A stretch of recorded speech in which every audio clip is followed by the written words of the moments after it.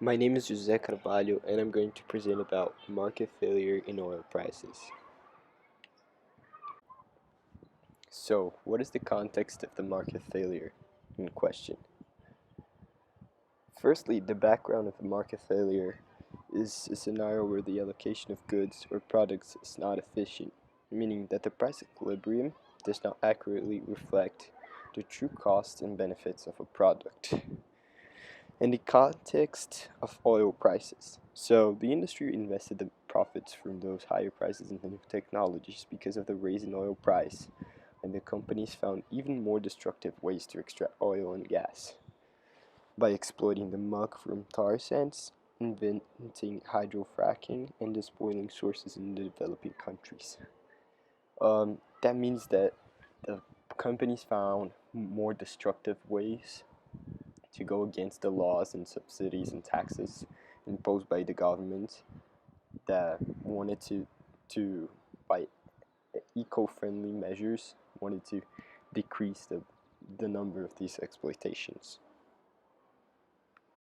What is the cause of this market failure? The price of oil and gas was based on current demand and supply, and not based on the costs to the planet from pollution, global climate change, and sea level rise, and more, and so that culminated in a wrong allocation of efficiencies. That is, how the world is trying to get eco-friendly, that those measures are not matching the price equilibrium and other market goods and properties. And so, as people came with the argument that soon oil was going to end, and it would be getting expensive in years because of Earth's conditions. Although companies found more destructive ways to extract oil, that resulted in a decrease of the price in oil and more consumers of oil and derivatives like gasoline. So what happened was that the measures that the government wanted to prevent the global warming and all those things that are happening on the planet Earth had the opposite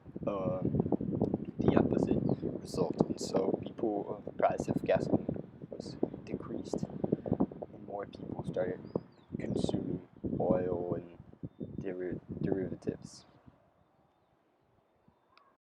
So I constructed a graph to show the situation of market failure, and so as we can see, we have a graph of price and quantity, and where the increase in price of oil will act as disincentive for the people to go out on shopping.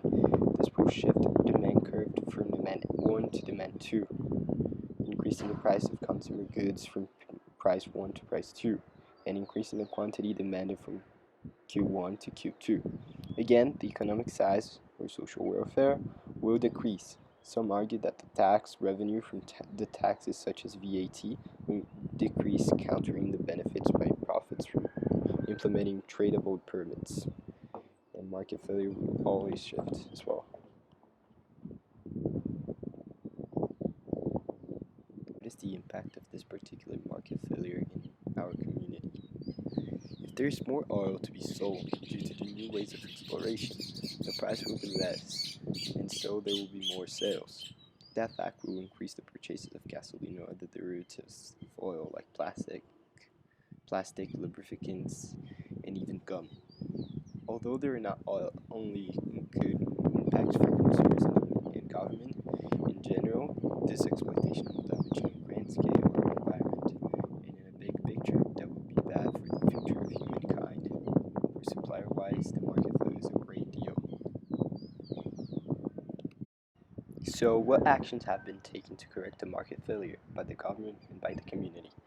So, I thought about that, and I think that there has been a huge gathering of activism, just like we see in the picture of Leonardo DiCaprio, a very influencing person, taking in consideration the problems that we have on planet Earth, and gathering as much as people as possible to correct those mistakes and make justice to our planet.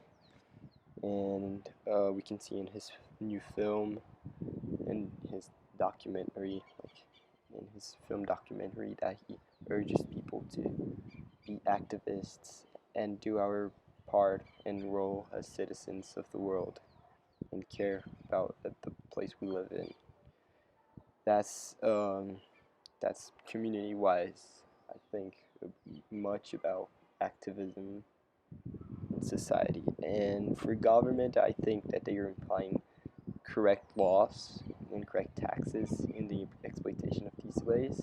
I think they would repress this exploitations really well, and finally uh, really slow down this ways of exploitation, and also environmental laws and eco-friendly substitutes. They could encourage other companies to find eco-friendly resources like the Itaipu Dam, which is, I think it's the biggest dam in the whole world, that it's sitting in the Iguaçu River here in Brazil, and supplies more than 7 countries in South America with energy, and that it's a way of energy that people should think of, just like with waves and all those renewable resources.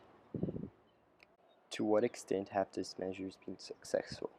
So, as we all know, we live in a majorly capitalist system where people just want to make money wherever it matters on planet Earth or not, and money is what makes the world goes round. So this if people wanted to, this would make a difference. These measures would be successful, but I think it's not profitable for much people to do that. The head of companies um, like ExxonMobil and all those countries of oil that use oil to sustain themselves, and I think that wouldn't be profitable for them, even for the government in Brazil, for instance, where Petrobras, which is owned by the government, would lose a lot of money with this measure. So I think it's not profitable, and that's why it's not being successful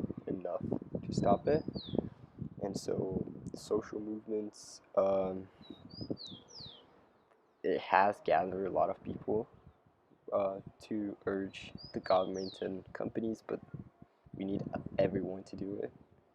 In laws, some people, I'm not generalizing, some people try to fight it, and I think it's really important that we have more people, and the growth, together with the growth of population and awareness, and also lobbying, as I said, about companies that just want to profit about everything. That is the main problem with our system nowadays. So thank you very much. This was my presentation about market failure in oil prices. Thank you.